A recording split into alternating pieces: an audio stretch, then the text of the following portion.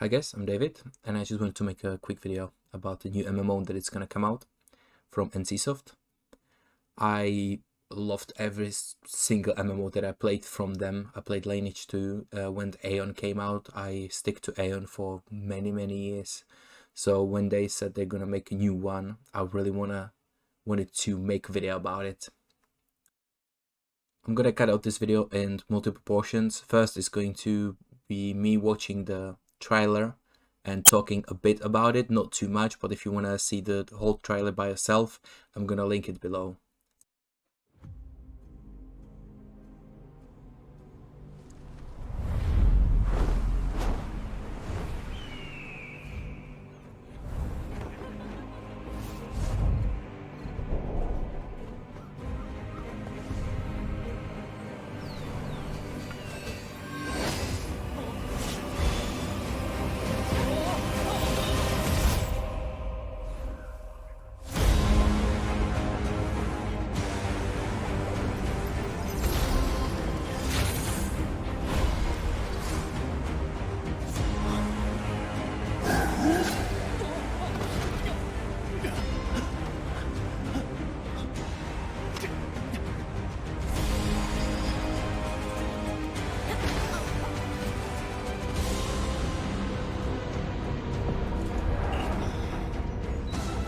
I really like the UI that they made, but it doesn't have many pop-ups or anything.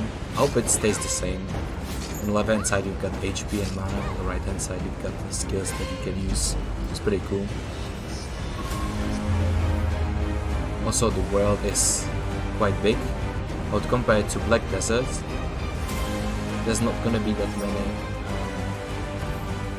traveling through teleporting. You usually transform into a bird, fish, or any other animal, and that's gonna help you travel through the world.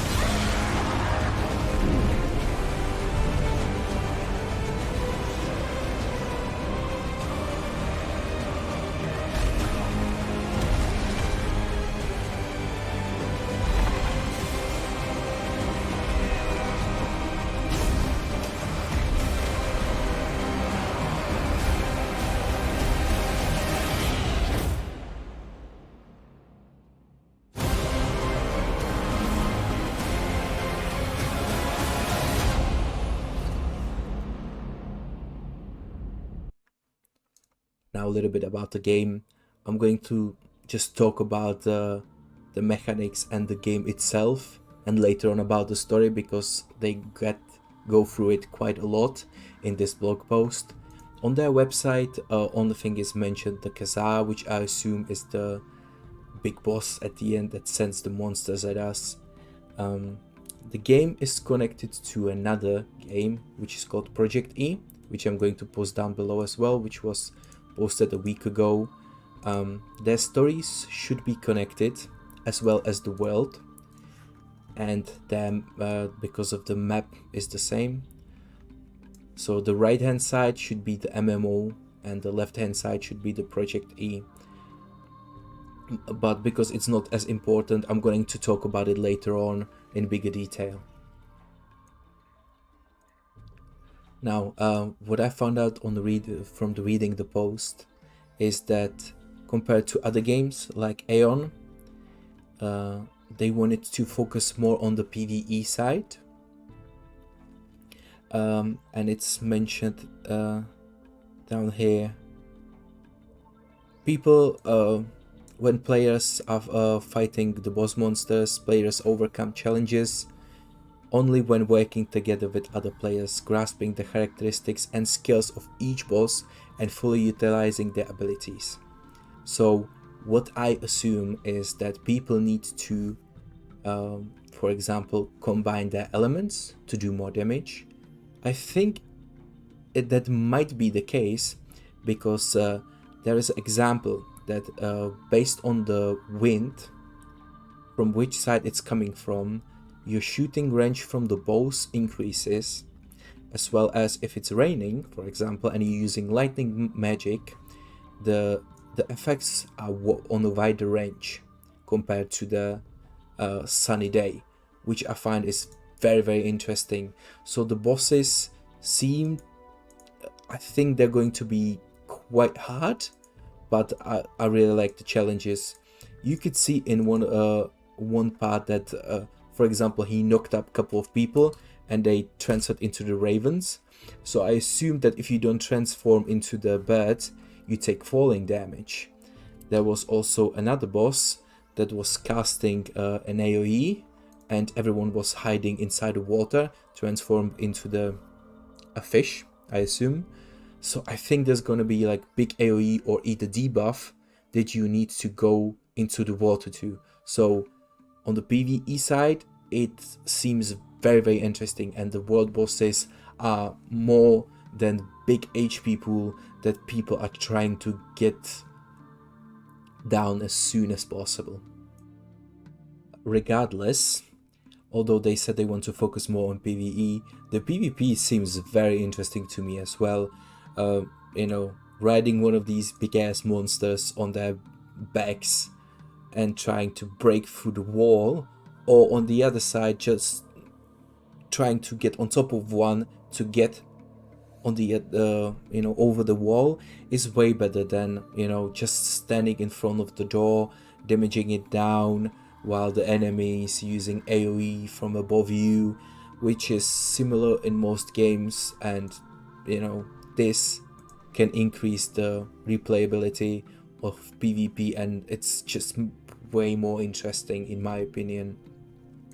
They also mentioned that even in PvP it might, the weather may change the outcome or the way the battle is fought, because if it's raining too much, the water ground is higher, so the for example during the sieges, the underground source could be flooded, so you're not going to be able to get underneath it. On the other side, if you are fish, you might be able to swim through it. I don't know how they thought it through, but the sieges might be very interesting. So there might be a team who prefers to jump on top of the monster and just get on the other side, or you would go through a sewers. So I'm looking forward to it.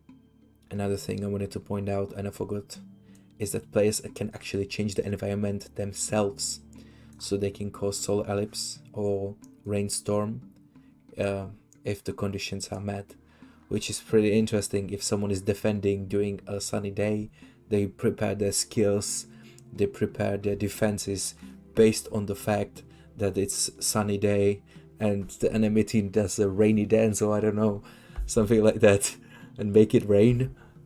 They can change the